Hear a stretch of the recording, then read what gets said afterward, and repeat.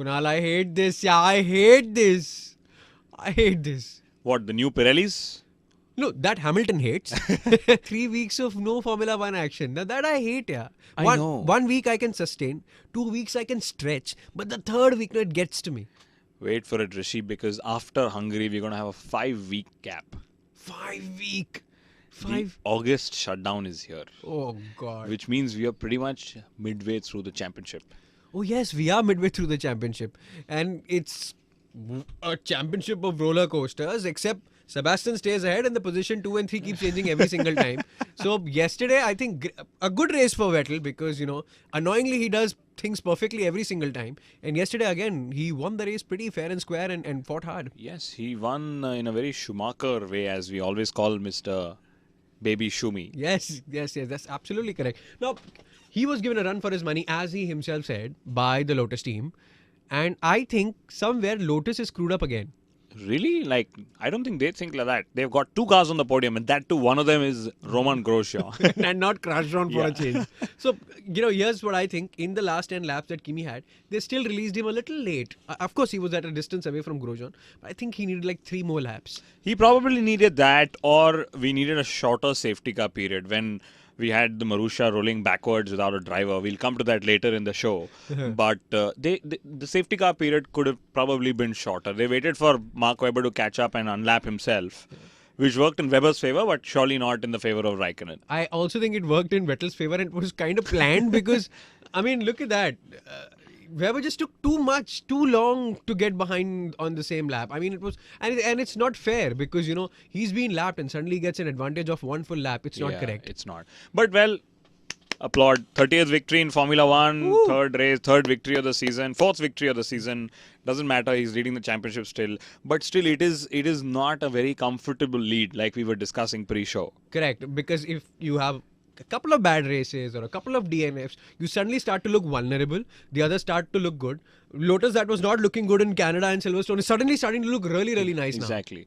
And let's not forget, Red Bull has had 1 DNF and 1 pit lane error in the last 2 races. Which is bad. Yes. And the pit lane error is what we should really talk about. And that's exactly why we don't have cameras on this podcast. We don't shoot each other because cameramen are vulnerable in the pit lane. And poor man, that man got hit so bad. I wanted to slap Christian Horner and tell him, what the hell are you doing? Why Christian Horner?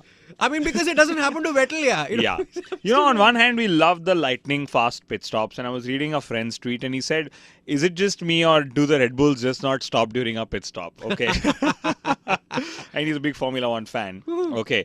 But we love lightning fast pit stops, but they are dangerous as we've seen. And I'm sure we'll figure a way out and Formula One will figure a way out to make it more safer. Red Bull will not stop. Their rumors won't. Do you think Kimi is going there? Because he's just increasingly becoming a well-cooked secret. Yes, I think he's going there. And it was very evident in the post-race podium interviews as well. Yeah. Sebastian Vettel avoided the question much Yeah. like he avoided why he did multi-21 goof up in Malaysia. Okay. I have a feeling Red Bull is going to have Raikkonen next year. Okay. And there could just be a very small chance that if Vettel agrees to extend his contract beyond 2015, then they might go for a Ricciardo or a Verne. But that doesn't seem likely because it, bases all the mathematics that we do in the driver musical chairs. Correct. It does seem like 16 or 17 is when Vettel will and should move to a Ferrari. Well and should will be later, but Massa could and would be out of Ferrari is what I feel. Yes, rumors, or not rumors actually, reports are that his option for 2014 has already expired and Ferrari haven't signed him on. Okay. And I have a feeling he's going to trigger a series of high-profile driver changes sometime in the next couple of months. First name that comes to my mind is Nico Hülkenberg because there could be a straight seat swap. Nico has just done something to his contract that releases him at the end of this year. Yes, he's a free agent now. He can actually swap next race, literally. Wow. Okay, and that's because the Hulk hasn't been paid his money. So the green Hulk hasn't seen the value, the color of the green money in his bank account. So he might just like the Scarlet a little better. Yes. Anybody likes the Scarlet a little better. And which opens the dice for Roman and both the Sahara Force and F1 drivers because all of these will be fighting for that one Ferrari / one Lotus / one Red Bull seat. That's correct. And very surprisingly, I don't see other drivers being discussed. I mean, are we trying to say that a Gutierrez and a Bottas and a Maldonado who've been around, of course, there are a few rookies, but Maldonado's been around, 3 seasons? Yes. Are we all just trying to say that he's not capable of moving into a seat in the front of the grid? It just is shocking. And maybe sometimes I feel we've run out of driver talent, genuine driver talent. And sometimes we don't let the driver shine. I mean, I personally feel Jules and Nico, they're all very good. And I don't know what happens. But what happened to Jules? I don't understand. I have not seen a Formula 1 car drive without a racer. Maybe it was a satellite experiment. I don't know. Yeah, I think, Jules is so good. And Max Chilton, of course, hasn't performed. So maybe Marussia is testing driverless technology for the second car. Don't like it when we do that to Formula 1, but I like it when we do that to Formula 1. McLaren versus Sahara Force India F1. McLaren got the better of the Sahara Force Indias. Yes, it was one of those races where Sahara Force India couldn't score points and McLaren scored 12 points. So the deficit is now just to 10 points. I'm telling you, this battle is going to be a really interesting one to follow all through the season. I'm getting a feeling that newer tires, mind you, tires that we're going to see at Hungaroring are going to start helping the McLarens a little more. I have fingers crossed that they don't.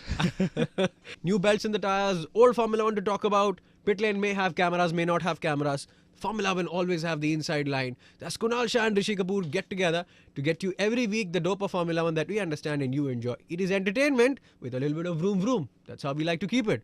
The Twitter handles are @RJ Rishi Kapoor and @Kunal A. Shah. Keep following, keep listening, keep enjoying.